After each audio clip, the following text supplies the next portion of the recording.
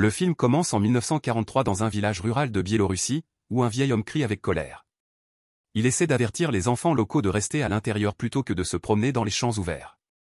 Mais un adolescent nommé Floria, accompagné de son ami, ignore les avertissements de l'homme âgé et continue de creuser dans un champ sablonneux. Récemment, cette région a été le théâtre de bataille entre les forces soviétiques et les nazis, qui ont remporté la victoire.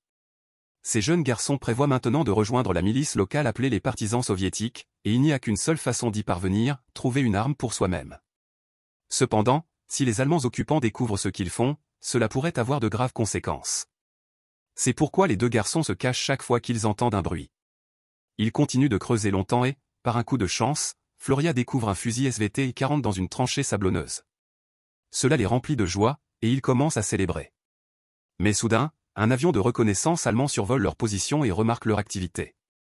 Le lendemain matin, chez lui, la mère de Floria apprend qu'il veut rejoindre l'armée de résistance. Elle sait bien que leur famille est pratiquement condamnée si les Allemands envahisseurs découvrent cela. C'est pourquoi elle tend une hache à Floria et le supplie de la tuer ainsi que ses deux jeunes sœurs. Mais l'adolescent reste silencieux et essaie même de remonter le moral de ses sœurs en leur faisant des grimaces. Peu de temps après, deux membres des partisans arrivent à la cabane, vêtus d'uniformes allemands. Ils sont venus enrôler l'adolescent, et Floria est fou de joie. Il attrape avec enthousiasme son fusil et ses affaires, puis se tient droit comme un soldat. L'attitude de sa mère change également, et elle accueille les hommes avec plus de chaleur. Cependant, elle ne peut s'empêcher de pleurer à l'idée que son fils unique parte à la guerre. Nous apprenons également que les membres des partisans s'habillent comme des soldats allemands pour tromper les observateurs. Ils ne veulent pas que les familles de leurs nouvelles recrues soient persécutées par les nazis. C'est pourquoi ils agissent comme s'ils arrêtaient le jeune garçon, pour que tout le monde pense qu'il est emmené par les nazis. En fait, ils vont même jusqu'à jeter le garçon au sol, ce qui lui fait une coupure au front. La mère comprend également la situation et joue son rôle dans la mise en scène. Floria est ensuite poussée dans une charrette, et le groupe quitte le village. Le jeune garçon jette un dernier regard à sa chère mère et à ses deux jeunes sœurs avant de partir. Bientôt, Floria arrive au camp de résistance soviétique, où sont stationnés plusieurs centaines de soldats. Il est ravi de devenir un milicien de Baran et accomplit toutes les tâches subalternes qu'on lui demande. Floria observe autour de lui et voit de nombreuses recrues profiter de leur participation à la cause, certains montant même sur des chars. Il est rapidement invité à se joindre à une séance photo pour montrer leur unité contre l'invasion allemande. Plus tard, au crépuscule, le commandant des partisans, Kozach, demande à la nouvelle recrue de se présenter. Il ordonne également aux garçons de tirer sur quiconque n'obéit pas et ne récite pas le mot de passe avant d'entrer dans leur camp. Malheureusement, Floria échoue à cette tâche lorsqu'une jeune fille nommée Glacha suit le commandant. Il essaie de lui demander le mot de passe, mais elle l'écarte sans y prêter attention. Quelques heures plus tard, la nouvelle recrue est remplacée par deux gardes expérimentés pour assurer la surveillance. Le lendemain, Floria travaille dur à laver un bassin en acier utilisé pour faire bouillir de l'eau. Il se sent jaloux des autres jeunes hommes qui courtisent la fille qu'il a vue la veille. Par la suite, le commandant, Kozach, convoque tout le peloton des partisans pour une réunion. Il leur parle des dangers de combattre Hitler et leur ordonne de défendre chaque centimètre de leur territoire. Après avoir informé les hommes, le commandant stoïque demande si quelqu'un est incapable de marcher. Un membre s'avance et déclare qu'il ne peut pas à cause de l'état de ses bottes. Contre toute attente, Kozach lui ordonne d'échanger ses bottes avec Floria, qui obéit à contre-séure. Le jeune garçon veut participer à l'action, mais échanger ses bottes signifie qu'il restera au camp. Peu de temps après, l'armée de résistance part en marche, laissant Floria s'occuper du camp. Alors qu'il erre dans le camp, il entend quelqu'un pleurer au loin et va vérifier. Il s'agit de Glacha, la même belle jeune femme qu'il a vue plus tôt. Incapable de retenir ses émotions, Floria s'assoit devant elle et commence également à pleurer. Après avoir exprimé leur frustration, ils commencent à rire et à mieux se connaître. Glacha affirme que Floria a été laissée derrière parce qu'il semble trop faible pour combattre. Ils discutent ensuite d'autres sujets, et soudain, Glacha l'embrasse. Floria ne s'attendait certainement pas à cela, alors il la repousse sous le choc. Quelques instants plus tard, les deux aperçoivent un groupe de parachutistes allemands descendant du ciel. Cela est suivi de bombardiers en piqué qui déversent des flammes sur tout le camp de résistance. Le bombardement détruit tout sur son passage et provoque un chaos que les adolescents n'avaient jamais vu auparavant. Floria, assourdi par les explosions, tente de chercher son nouvel ami. Mais à la place, il voit un soldat allemand coincé dans les arbres, ce qui le fiche sur place. Ce n'est que lorsque Glacha le tire par le bras qu'il revient à lui, et les deux s'enfuient au plus profond de la forêt. Cependant, après seulement quelques minutes, les parachutistes allemands commencent à tirer dans leur direction générale. Cela pousse le duo à se cacher dans une tranchée, d'où ils observent leurs ennemis à distance. Ils n'ont pratiquement nulle part où aller, alors Floria ramasse du bois et de la végétation pour créer un abri de fortune. Une fois terminé, il fait signe à Glacha d'entrer, et les deux finissent par dormir près l'un de l'autre pour se réchauffer. Quelques heures plus tard, il se dirige vers le village de Floria dans l'espoir de manger un repas chaud et de retrouver sa famille. Mais lorsqu'ils arrivent, les choses sont complètement différentes, le village est étrangement silencieux, sans une âme en vue. Floria remarque de la fumée s'échappant de la cheminée de sa maison et suppose que sa famille est partie il n'y a pas longtemps. Il prend alors une soupe chaude sur le feu et l'offre à Glacha. Cependant, elle remarque un nombre inhabituel de mouches sur la table et plusieurs poupées éparpillées à proximité. Cela fait comprendre à Floria que sa famille pourrait se cacher quelque part à proximité, là où les Allemands n'iraient jamais. Suite à cela, le jeune garçon se précipite à l'arrière de sa maison, près d'une forêt dense. Glacha le rejoint, mais lorsqu'elle se retourne, elle voit un tas de corps sans vie, à moitié nus. Bien que cela l'horrifie, elle ne dit rien à son ami, sachant que cela le détruirait. De son côté, l'ignorant Floria essaie de traverser un marécage pour atteindre la forêt de l'autre côté. Glacha le suit, mais les deux manquent de se noyer dans l'eau boueuse. Elle tente de raisonner Floria, mais il refuse d'écouter. N'ayant pas d'autre option, Glacha finit par lui révéler la vérité sur les corps qu'elle a vus derrière la maison. Choquée et bouleversée par cette révélation, Floria l'étrangle et la pousse à nouveau dans le marécage. Mais il réalise rapidement son erreur et plonge pour la sauver. Peu après, un combattant partisan nommé Ruba arrive et sauve Glacha du marécage. Furieuse, elle reproche à Floria d'avoir tenté de la tuer, pensant qu'il devient fou. Mais le soldat met fin à leur querelle et les emmène vers un grand groupe de villageois qui ont fui les Allemands. Là, Floria voit le vieux villageois qui l'avait précédemment averti, lui et son ami, de l'invasion allemande. L'homme âgé révèle qu'il a assisté à l'exécution de sa famille et qu'il n'aurait jamais dû déterrer les fusils. En entendant cela, Floria comprend enfin que sa famille a été tuée à cause de sa folie. Se sentant extrêmement coupable, il tente de mettre fin à ses jours en enfouissant sa tête dans la boue.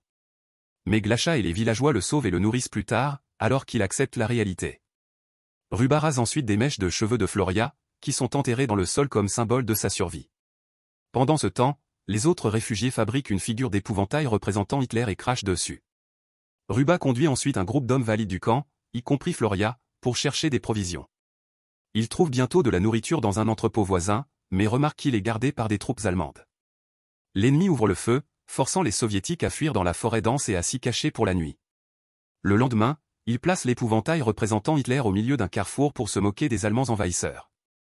Pendant ce temps, le groupe en fuite erre et s'arrête près d'un champ de mines. Des tracts russes sont éparpillés au sol, indiquant que des troupes alliées avaient récemment été dans la région.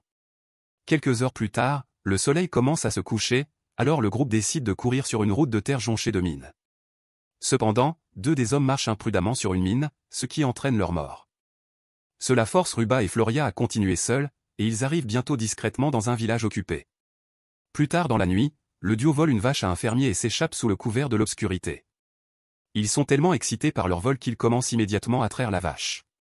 Mais leur bonheur est de courte durée, car les Allemands commencent à tirer dans toutes les directions. Floria se met rapidement à couvert au sol, mais le pauvre Ruba n'a pas cette chance et est immédiatement abattu.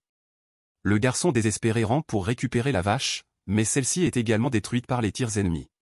Floria éclate en sanglots à cette vue et finit par s'endormir sur le cadavre de la vache. Le lendemain matin, il se réveille et voit un épais brouillard envelopper la région. Floria tente de couper un morceau de viande de la vache, mais son couteau est trop petit. Il est donc contraint de l'abandonner et de poursuivre son chemin. Peu après, Floria tombe sur une charrette à cheval et tente de la voler, mais le propriétaire l'en empêche. Les deux se disputent vivement, mais sont interrompus par l'arrivée d'un camion allemand. Heureusement, le vieil homme change d'attitude et cache Floria sous le foin. Il demande ensuite au garçon de prétendre être son petit-fils et l'emmène chez lui.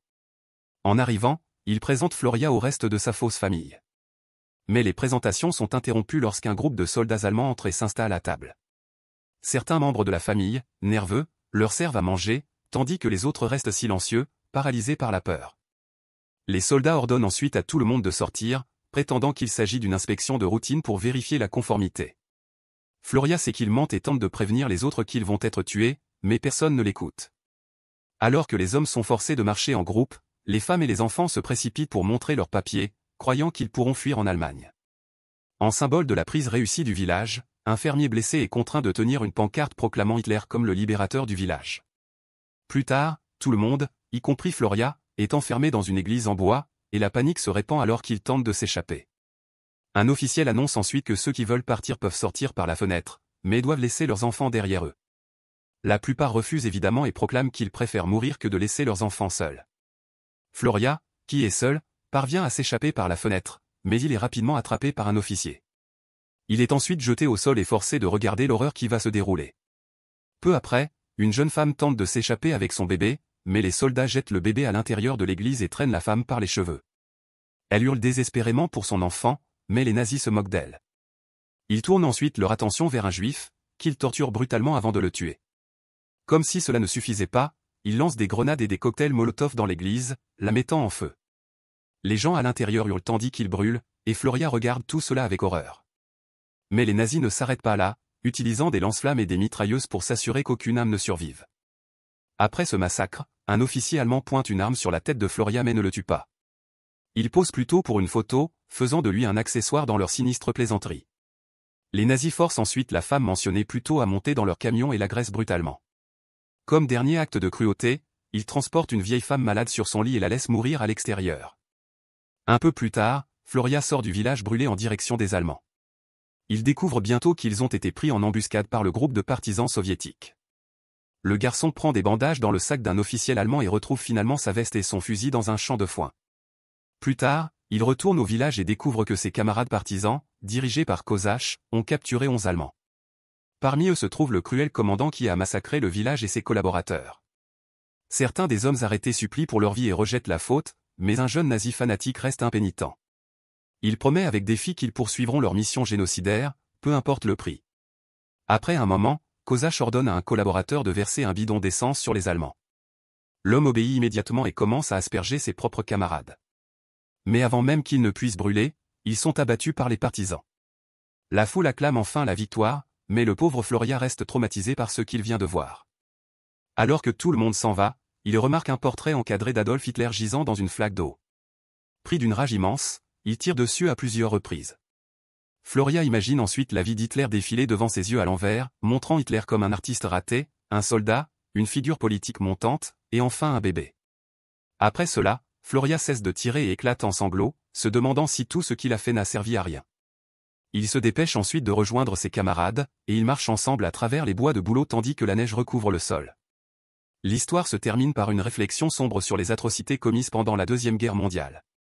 Pendant la Grande Guerre patriotique, les nazis ont brûlé 628 villages biélorusses jusqu'au sol.